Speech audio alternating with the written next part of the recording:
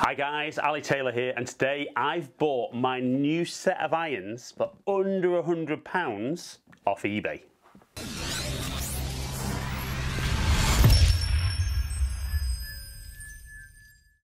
Right then guys, so still in lockdown in the UK, and there's lots of guys been buying clubs off eBay, and it really got me thinking about, could I buy a new set of irons from eBay and potentially spend under £100 buying a quality set that would really benefit me. So when I say I've bought new irons, obviously they're old irons, and potentially they're my old irons. So in this box are a set of clubs that I used to play in 1990 when I was a junior. So let's see inside, let's see what they are, let's see how they perform. Could these be going in my bag for under £100 off eBay? Right then, so I know what's in here anyway, but a full set of irons, don't need that anymore. And what have we got here? Well, we have got the Mizuno TP11s. Right then, so these irons, I was in love with these as a kid. I mean, a real classic looking blade. Launched in 1990, I think, and I might be wrong, but I think these were the irons that Nick Faldo used to win the Masters and the Open in 1990. And I've got a feeling that was the reason that I thought these should go in my bag. Obviously, as a 15-year-old, my ball striking was just like Nick Faldo's, so maybe weren't the ideal golf clubs for me back then, but I absolutely loved the look, loved the feel. You know, even back then, apparently, nothing feels like a Mizuno. So we're going to have a little look at a close-up of the heads, kind of talk about the differences, particularly between these and even modern blades. And I'm going to hit some shots with 7-iron, pitching wedge and 3-iron. With modern golf ball, my normal Pro V1X. Might hit a couple of shots with the Bellata that I've still got. So just to see with old equipment, old ball, what difference the ball's making. But you know what? Really, really looking forward to hitting these. Just hope they don't disappoint me. Right then guys, so like I said, I'm going to hit some shots with 7-iron, with 3-iron and with pitching wedge. Kind of give you a bit of feedback on how the design of the clubs has changed, what difference in performance we're looking, and most importantly for me, can the TP11s go back in the bag 30 years after they were launched? So to get a bit of a baseline, I'm going to hit a couple of shots with my own 7-iron, 3-iron and pitching wedge, and then give you a bit of an idea on kind of how they look differently side by side, but also a little bit of a look at how the lofts have changed over the years. So my current 7-iron is the i500, just at standard loft. So let's go.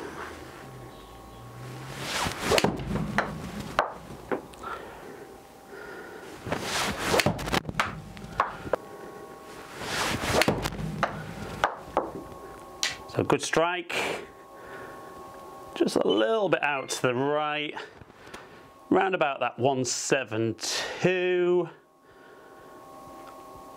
and a bit 4 shots there. So let's have a look at the average with my i500. So we can see my carry round about that 170, which is bang on what I would expect. That spin a little bit low at 5,400, which again, I think is very modern 7-iron for me. That's my one little criticism for me, that maybe the shots go a little bit further than I want them to. I do hit the ball high, so I can still stop the ball, but I would maybe like to see a little bit more spin on these shots. Right, so this moves me into TP11 with the 7-iron. So when I put them side by side, you can certainly see that the i500 is a bigger head, bit thicker top line, a little bit chunkier. Obviously being hollow, that's what that needs to be. And you can see with the length of the club, maybe half, 3/4 of an inch difference. Mine are set up perfectly for me. Obviously buying off eBay, these are actually just standard. I did check with the buyer. Now, the little challenge that you've got is when we look at lofts on these, the TP11 7-iron is 35 degrees and my i500 is 30.5. So that's a big difference. Let's see how that stacks up in performance. So the 30-year-old tagline of nothing feels like a Mizuno, I remember these being absolutely awesome. Let's see how they perform.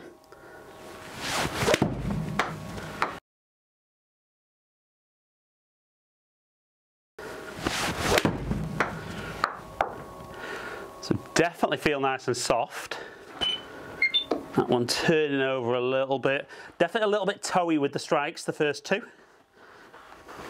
Let's just go for a few more then.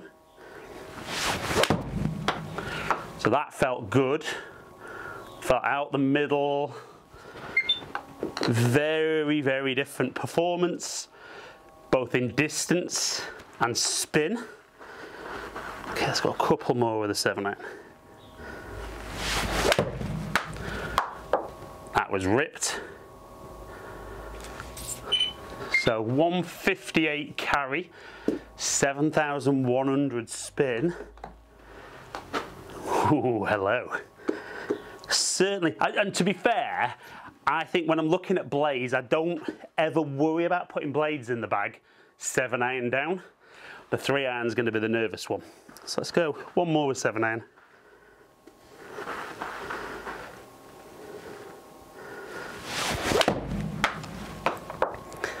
Again, that was ripped.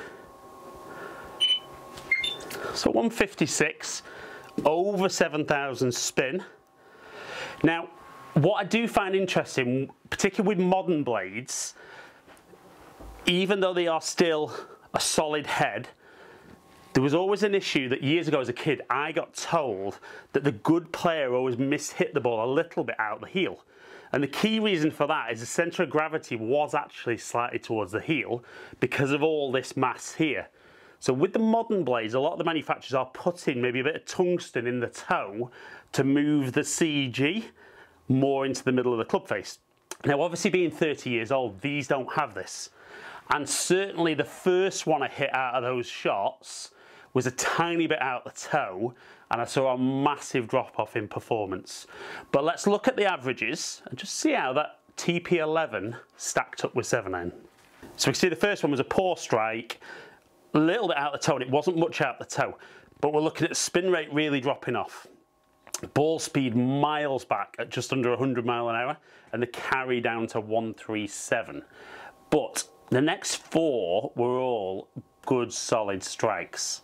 So if we look at the average of those, we see carry was down 16 yards, still 155, decent, spin rate of just under 7,000, and back in the day when these were launched, obviously launch monitors weren't around, but we've always been told about 1,000 revs per minute with the golf ball for the number iron on the bottom. So that's coming in absolutely banging on backspin. And ball speed at 115, I'd be really happy with that with a 7-iron at 35 degrees. Right, so this moves us into 3-iron. And again, when we look at these side by side, this is where we start to get scary. I mean, the TP11 3-iron head is minuscule. Toe to heel, a lot shorter, probably only 3/4 of the length. Much thinner top line, so really saying to me that if I don't flush this out the middle, I'm in trouble. Now this is also where lofts become very different.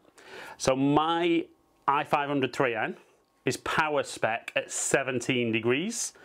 This is 21. So even on the ones that are flush, I'm expecting to see a big difference, but it's going to be more the mishits where I think this might be a challenge. So again, let's just hit a few with my i500, and I do love this 3-iron. I mean, I would probably say even if I change sets, I would probably still keep this in my bag, because for me it is more of a 2-iron loft anyway. But let's see how this performs. So that was a little bit thin.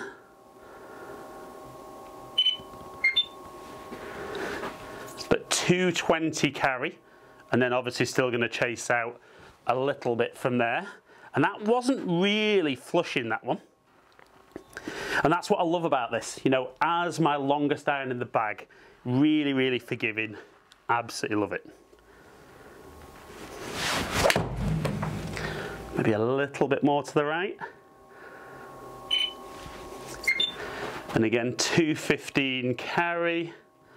So even without those being perfect, those are really good, really, really long. So that moves me into the very, very scary 3-iron.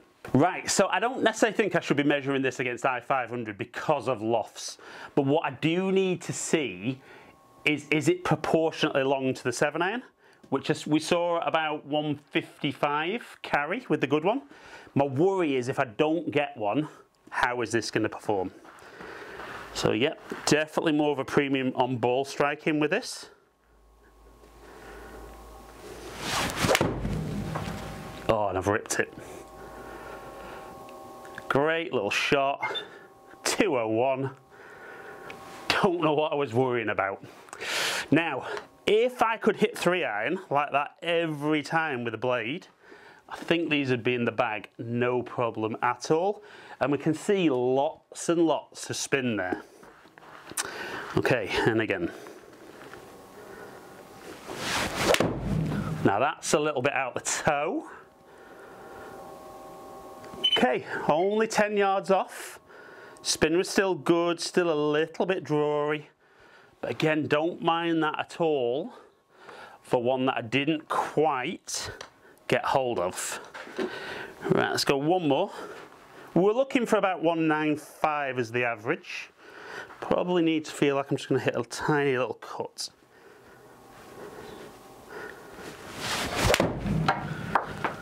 Again, absolutely ripped it. Just pulled it a touch. Oh.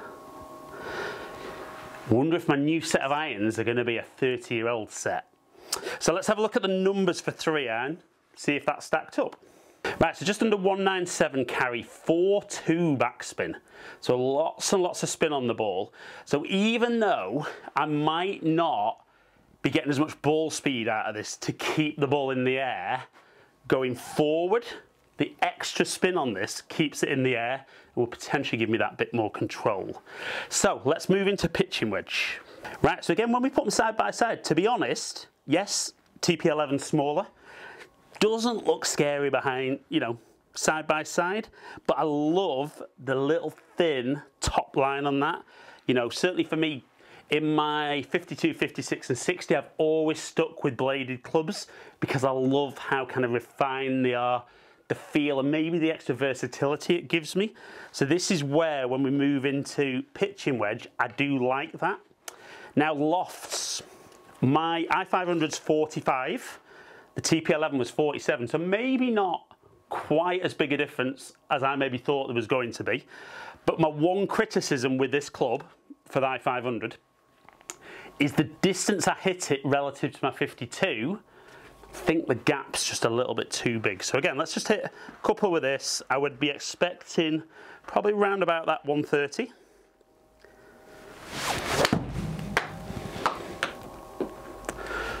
So felt okay. Okay, 129.7. So pretty good when I'm expecting 130 is my number. 9,700 spin, so lots and lots of spin there.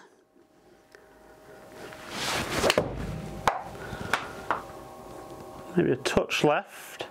I'm going to go a little bit further and we see how that spin drops off as I kind of de-loft the ball. Sorry, de-loft the club. Let's go one more with my I-500.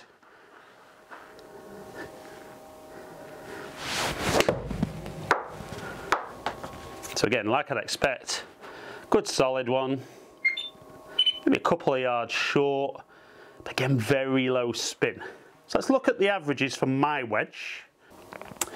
So 130 as my average, was bang on what I was expecting.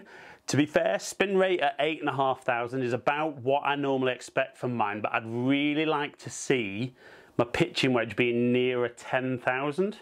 You know, certainly between 9 and 10, which would give me that ability to stop the ball a little bit quicker and maybe get at some of those front flags a little bit more. Right, so straight away, I love the way that looks behind the golf ball. I'll be honest, all the clubs, even though there's only maybe 2 degrees here and kind of 4 degrees with the others difference, they do look massively more lofted behind the golf ball, and I don't personally dislike that. I'm in a nice position that I've got a decent amount of speed in my golf swing, but let's see, I would like to see this maybe being more around 124, 125 yards. It would certainly gap into my bag a little bit better. That was a bit toey, and we can see that miss hit as a massive drop off. Again, felt a little bit towards the toe, but round about that 120. And I would possibly say with me, my miss hit is always a little bit toey. Certainly with these being a little bit shorter than mine, probably just need to set up a little nearer the golf ball than normal.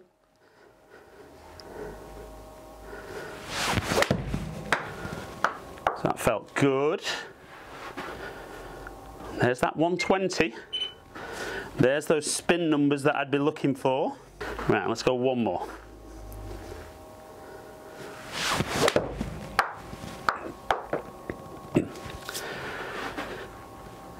And again, on the money, everything lining up where I would like that to be. Let's look at the averages. We'll have a look at the miss hit, but then we'll take that off and look at the averages on the solid strike. So we can see the miss hit kind of just over 10 yards drop off, spin drop down, but not a really good one, and I wouldn't expect to hit too many like that. But the average for the pitching wedge, 121 carry, 9,300 spin, absolutely where I would hope the pitching wedge to be. So we've certainly seen there, as I've run through kind of pitching wedge 7-iron and 3-iron, the numbers still stack up really well for a 30-year-old iron. Let's put that 30-year-old golf ball with these and just hit a couple of shots with each and just see how old ball and old iron performs.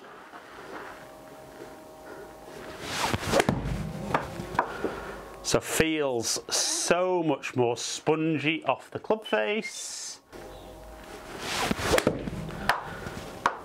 So it feels really spongy off the club face. I mean, to be fair, they're not really much of a drop off in distance, but a little bit more backspin. So we'd never say no to that with a pitching wedge.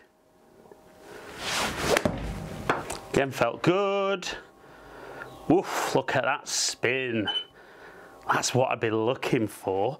And to be fair, yardage very good with pitching wedge. So let's jump over to 7-iron. So with my current ball, we saw kind of 155 and about that 7,000 spin. Absolutely ripped it. So shorter, ball speed down, but again that backspin really high at 8,000. That was a good one, so let's switch straight into 3-iron. So we saw 4,000 spin and around that 197 with the modern ball.